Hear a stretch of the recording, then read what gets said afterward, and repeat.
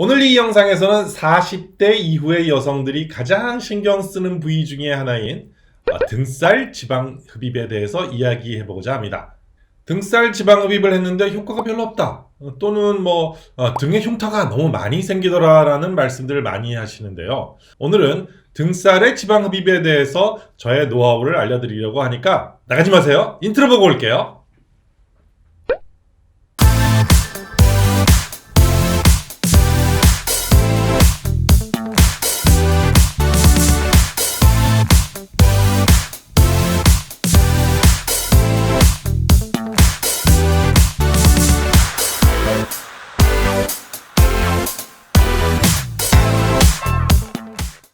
안녕하세요. 지방대학 총장 닥터한입니다.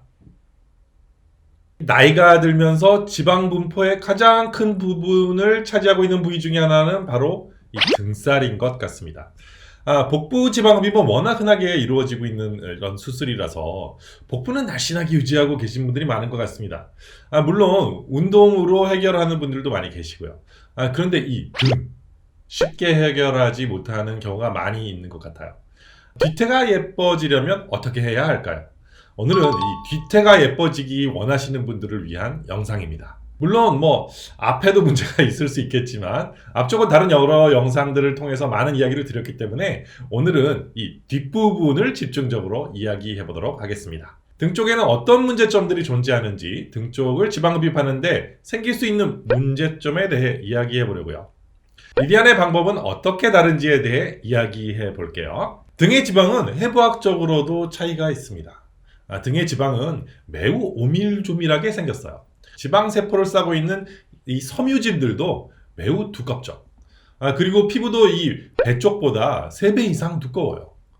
또한 우리가 이 팔을 들었다가 내렸다가를 많이 하기 때문에 배 쪽보다는 늘어났다가 줄었다가 하는 이 피부와 지방 조직의 탄력이 많이 필요하죠. 그런데 이 나이가 들면 탄력도 떨어지고 지방도 많이 축적되다 보니까 등살이 보기 싫게 느껴지는 경우가 많이 있습니다.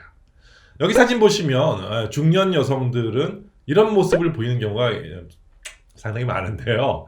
피부가 늘어나 보이고 이 브래지어 때문에 살이 많이 눌려서 달라붙는 옷을 입는 것을 꺼려하는 현상을 보이죠. 브래지어 위아래로 이 살이 튀어나오는 현상을 이렇게 많이 보게 되는데, 이런 경우에 체지방이 10% 미만으로 내려가지 않으면 그 형태가 예쁘게 되지 않는 경우가 대부분입니다. 그래서 이 나이살 또는 이 날개라고도 많이 표현들을 하시던데, 이 부분의 살을 빼려면 지방 흡입을 하는 것이 가장 좋은 대안이 될 수 있을 것 같습니다. 그런데 이 등의 지방을 뽑아내는 것이 만만치가 않아요. 많은 선생님들이 가장 힘들어하는 부분 중에 하나고, 많은 분들이 수술 후에 불만족스러워하는 부위가 바로 이 등인 것 같습니다.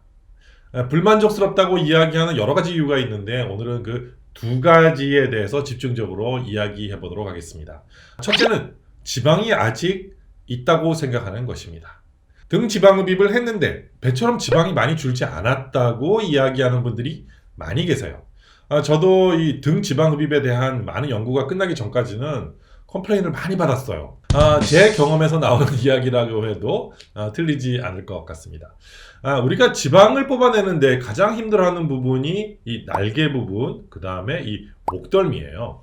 피부도 제일 두껍고 지방도 억세서 잘 뽑히지 않아요. 피만 나오고 지방은 많이 나오지 않는 결과를 많이 겪어왔어요. 경험이 좀 부족한 분들이 수술하면 흉터만 남고 이 등에 지방은 거의 줄지 않았다라는 그런 느낌이 들 수 있어요. 일반적인 지방 흡입 캐뉼라를 이용해서 이 등 지방을 뽑아내는 경우는 좋은 결과를 만들어내는 것이 굉장히 힘들다는 거죠. 그래서 저는 연구를 거듭해서 마침내 이 등 지방 흡입을 잘할 수 있는 특수한 캐뉼라를 고안해내게 됩니다. 그래서 한 5년 전부터는 정말 획기적으로 지방을 잘 뽑아낼 수 있게 되었어요. 두 번째 문제는 흉터입니다. 보통은 엎드린 상태에서 지방을 뽑게 되는데 여기에 흉터를 만드는 경우가 많이 있어요. 여러 방향에서 지방을 뽑아야 잘 뽑을 수 있기 때문에 더 많은 흉터를 만드는 경우가 많습니다. 양측성으로 이렇게 제일 보기 싫은 흉터 중에 하나가 이 등 지방 흡입을 하고 나서 생기게 됩니다. 수영복이나 이렇게 속옷을 입은 상태로 보면 대부분 흉터가 이렇게 선명하게 보이기 때문에 스트레스를 받는 분들을 참 많이 보게 됩니다. 물론 제가 하는 방식으로 여기에 이렇게 3개의 절개 부위를 통해서 뒤태를 전체를 수술하게 되고 필요하다면 이 목덜미까지도 지방 흡입을 하게 됩니다. 목덜미 같은 경우에는 여기 이렇게 한가운데에 흉터가 있는 것과 겨드랑이 안쪽에 위치하는 것은 큰 차이가 있죠. 그래서 수술 후 사진을 보시면 포토샵을 하지 않아도 이렇게 흉터가 전혀 보이지 않아요. 물론 이렇게 3개의 절개만 가지고도 이렇게 충분히 지방을 싹 다 뽑을 수 있기 때문에 결과가 많이 만족스럽다고 하시죠. 보통 등 지방 흡입을 해야 하는 분들을 살펴보면 겨드랑이 부분과 흉부의 측면까지도 함께 지방 흡입을 해야 하는 경우가 많이 있습니다. 이런 분들을 잘 디자인해서 지방 흡입을 하면 전체적인 몸통이 앞에서 보아도 뒤에서 보아도 많이 날씬해지기 때문에 체중이 한 5kg 이상 빠진 것처럼 보일 수 있어요. 또한 이런 경우에 이 가슴이 도드라져 보이고 그 다음에 몸매가 훨씬 예뻐 보이게 됩니다. 양쪽의 11자 복근을 표현해서 몸매가 훨씬 더 아름답게 보일 수도 있습니다. 뒤쪽도 마찬가지로 이렇게 표현을 할 수 있습니다. 특히 이렇게 골반 뒤쪽에 들어가는 보조개 모양이 아주 섹시하게 보이죠. 지방 흡입으로 허리를 작게 보이게 하는 것은 앞에서 볼 때만 아름답게 하는 것으로 그치는 것이 아니라 엉덩이 라인부터 목까지 전체적으로 아름다운 곡선을 만들어낼 때 진정 아름다운 몸매가 만들어지는 효과를 얻게 될 수 있습니다.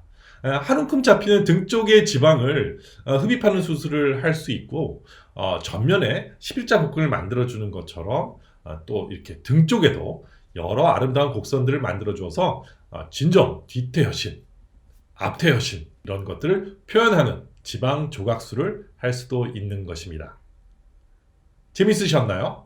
2021년 지방 흡입의 놀라운 발전을 보셨나요?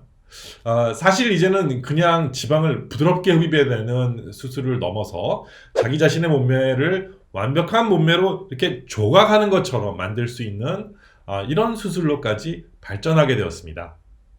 오늘 이 영상이 마음에 드셨다면 여기 좋아요 한번 눌러주세요. 앞으로도 많은 영상이 계속 올라갈 거니까요. 구독 버튼과 알림 버튼도 꾹꾹 눌러주시고요. 그럼 다음 영상에서 또 만나요. 안녕!